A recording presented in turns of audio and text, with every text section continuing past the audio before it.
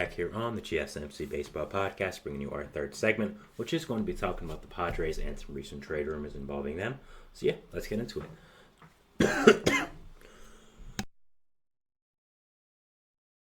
Apologize about that. I had to turn my mic off for a tiny second because I was coughing, so apologize about that. But getting back into it here, with the Padres, of course, there were some news that dropped with them recently from Ken Rosenthal's article that I want to talk about. So, in the article, he said that the Padres are dead set on getting a high leverage righty reliever, and that is really their main focus at the trade deadline. Of course, Rosenthal has also mentioned in the past in a different article and story that the Padres are very interested in Garrett Crochet of the Padres and are looking to trade for him. That was my opening segment, or probably a week ago for the show. So if you want to go over and check out that, please go ahead.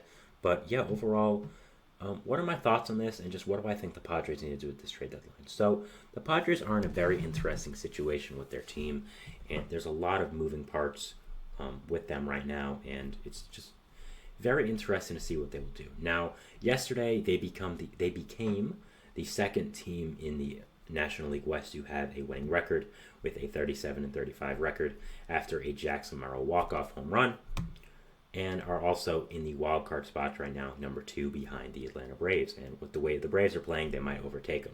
So that would be interesting. But yeah, the Padres are in a very interesting situation. Of course, had a very tumultuous offseason. You had to let go of Juan Soto. You had to let go of Josh Hader. And a lot of people kind of thought, okay, you know what? Maybe they're going to take a step back for a year, kind of regroup, trade some people, and, kind of get into a little bit short of a retool, not a rebuild, but a retool.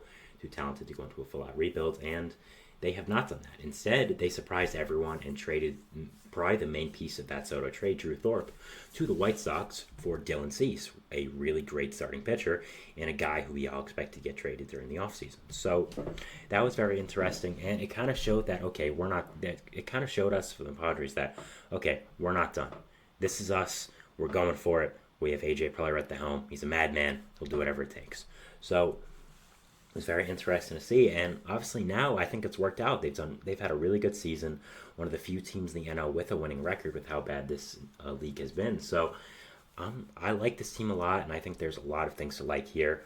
And right-handed reliever help, I think, is a good way to start for this Padres team. I don't think it's the only thing they need, but I think that it also does make a lot of sense to acquire for them. I think Michael Kopech is especially an arm that you could look out for. People have floated the idea of a Kopech and Crochet trade for them. Of course, they've shown interest in Crochet, as I talked about, and Kopech and Crochet are both in the White Sox, so you just do a little bit of a package deal for them. I think that would make a lot of sense, and would also be something that would be of interest to them. So I think Kopech would be an answer there. If you want to look at other people, I think maybe Reed Garrett or Adam Ottavino of the Mets are possible answers to your right-handed reliever question. Maybe looking to the Red Sox to get Kenley Jansen. That would also be very interesting. So there are a few answers to this problem for the Padres. They of course do already have a good bullpen. Robert Suarez is there. He has great stuff. Jeremiah Estrada, has been one of the biggest surprising stories of the entire year, and has been a great arm. So that's something there as well. And yeah, just a lot to like about this Padres bullpen, and I think adding another right-handed reliever would help them a lot, and especially now with their rotation kind of being in an iffy spot. You've had Joe Musgrove and Yu Darvish go on and off the IL the entire year.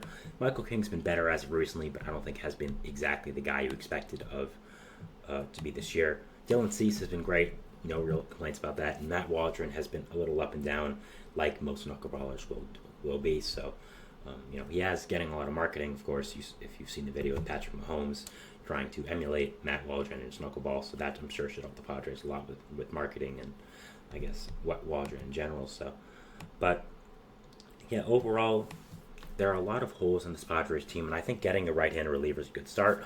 But I think they need a starter pretty badly if they want to contend. Garrett Crochet, I think, would be a great fit for this Padres team. I talked about it in the segment. I think Crochet is not only a guy that is a great starter now, but has a lot more potential, has a lot of potential of being an even better starter in the future. This is a guy who has electric stuff, is a really great arm, and just overall is very, very exciting to watch, and is just a really good player. So I think that would be a great fit for the Padres. And also with the Padres, they always want to take the big swing for players. I mean, we saw it with Dylan Cease. We saw it with Josh Hader, with Juan Soto, even looking in the past, that wild offseason where they acquired Craig Kimbrell, Justin Upton, all those players back when I was, just fully getting into baseball. So I think that the Padres need to be able to bridge the gap of what's smart and what's sensible. Last year I thought was a really good deadline. They were kind of in the middle of things and didn't acquire anyone too big, but got some good arms, got some good players like Scott Barlow, Garrett Cooper. Not great players, but players that could help the team in the now. And I thought that was just a good, solid deadline. I think they should do something like that this year. I think they have a good team, but I don't think they have a good enough team where you can justify buying heavily at the deadline. So, that'll be interesting to just watch what they end up doing here. But still, I do like this team, and I think there are a lot of good pieces on it. Of course, you have that crazy infield of Jake Cronenworth, Ha-Seong Kim, Xander Bogaerts, and Manny Machado. Of course, Xander Bogaerts is hurt, so he's not really a part of that right now. But Ha-Seong Kim has been good filling in for shortstop. Manny Machado's been okay, and Jake Cronenworth has been good, but they haven't entirely lived up to their potential. But after that, Jurickson Profar has really been the big deal for them. I mean, he's done so well and has been one of the biggest surprises of the year. A 1-year, $1 million contract to being one of the best hitters in all of baseball. That's been crazy. Fernando Tatis Jr. is doing his thing. Jackson Merrill's having an amazing rookie year and would probably be top 3 in rookie of the year right now if it wasn't a historic rookie class right now. I mean, Yamamoto, Skeens, Imanaga. The amount of talent that is in this rookie class this year is insane. I think it's a debate if you should have Yamamoto and Imanaga be considered rookies, considering they were NPB stars, but, it is what it is. I'm not really going to complain too much, but, yeah, historic rookie class, and that's really the only reason why Merrill hasn't been talked about more. But, yeah, there's a lot of good pieces on this Padres team. I just think if you're looking at it, I think they need a starter or two. I think they need some relievers, and it'll be interesting to see, again, what they do at the deadline.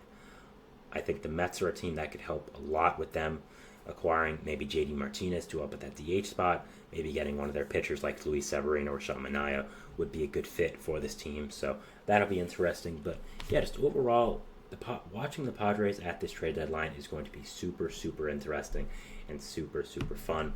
Again, it's always a surprise what A.J. Preller does for this team and the way he operates them. So I'm very excited to watch what he's going to do.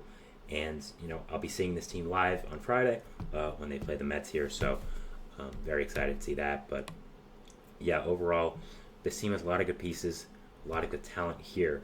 But it's just a matter of bridging the gap between what's sensible and what's a good move and, going all in. So, yeah, very excited to see what ends up happening with this team. I think the rotation's good, lineup's good, just needs some finishing touches. And the NL's been a little weaker this year with the Braves kind of tapping out. So, yeah, we'll be very interested to watch them and super, super excited. So, that was the end of our third segment here talking about the Padres.